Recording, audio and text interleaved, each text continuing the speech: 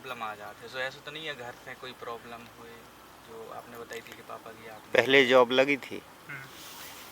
चल शांत ठीक है, है। मतलब हाँ, हाँ। वो मतलब शांति नहीं है उनको। सो ऐसा तो नहीं है कि पितृदोष वगैरह। इसमें ये आया है आने वाले समय में 27 तक आपको पक्की क्रिया नौकरी लग जाएगी, योग बनेगा और उन्नति होगी। शादी वहीं होगी जहाँ पर आपकी चर्चा चल रही है, ठीक है। शादी आपकी वहीं होना है जहाँ पर आपकी चर्चा चल रही है, कृपा होगी। घर में शांति रहेगी, मन स्थायी करो। आपका मन स्थायी नहीं है, मन भटक रहा है।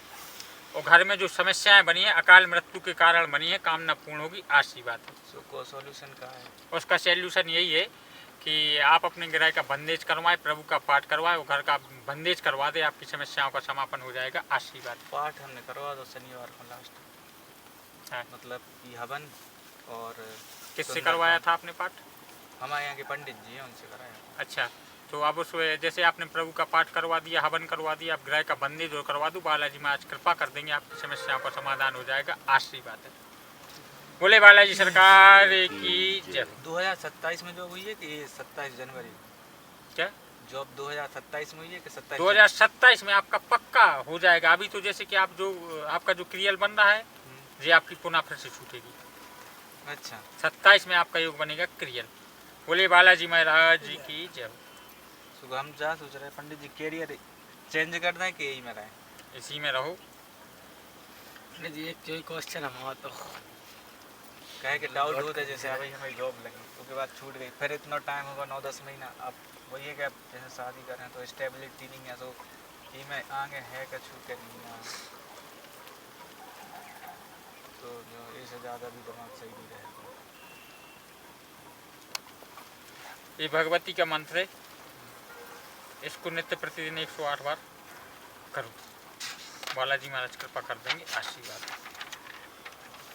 बोले सिद्ध पड़िया धाम की जय। पंडित जी जैसे पापा की आत्मा को शांति नहीं मिली तो किला ने क्या करवाने पड़ा? प्रभु के पाठ करा के उसका दशांश हवन करा के ग्रह को अभी खिलवा दो, ठीक है। फिर पितृपक्ष में उनके हिसाब से कोई भी ऐसा जो प्रभु के यहाँ से प्रेरणा लगेगी, आप आओगे तो पितृपक्ष में उनका विधिवत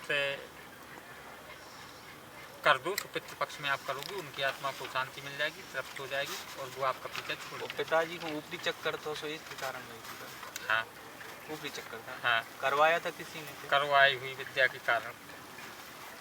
जो हमारे आसपास वालों ने? नहीं, अब ये प्रश्न समाप्त है, क्योंकि मैं यदि बालाजी महाराज किसी चरणों में बैठा हूँ और कोई भी इंसान यहाँ आ रहा है तो मैं उसकी समस्या बढ़ाने को नहीं बैठा, मैं समस्या सिर्फ उसकी हल करने को बैठा हूँ।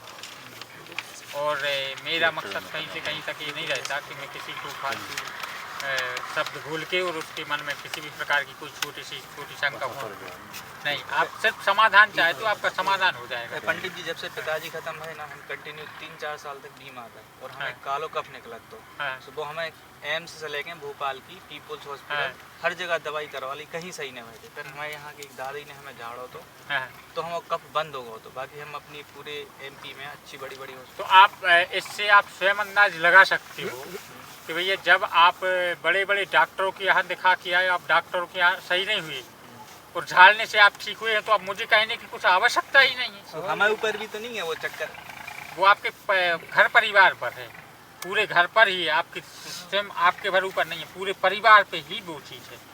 तो कहाँ जाएगी अब वो तो जहाँ जिसने कर दी वो कर दी। जैसे कि मान लो तांत्रिक लोग होते हैं, वो उन्होंने किसी के यहाँ चौकी लगा दी, तो जब तक आप प्रभु के नाम का सहारा लेकर या किसी उच्च श्रेष्ठ गुरु का सहारा नहीं लोगे, तब तक वो चौकी आपके यहाँ लगी है तो वो लगी ही रहेगी और आपकी समस्याएं समाप्त नहीं होगी। इसलिए कोई जानकार गुरु की शरण लो या परमात्मा की शरण लो, फिर वहाँ से जो आपको मार्ग मिले उस मार्ग पे आगे बढ़ो, आपकी समस्या का समाधान हो जाएगा। बोले बालाजी महाराज की जय।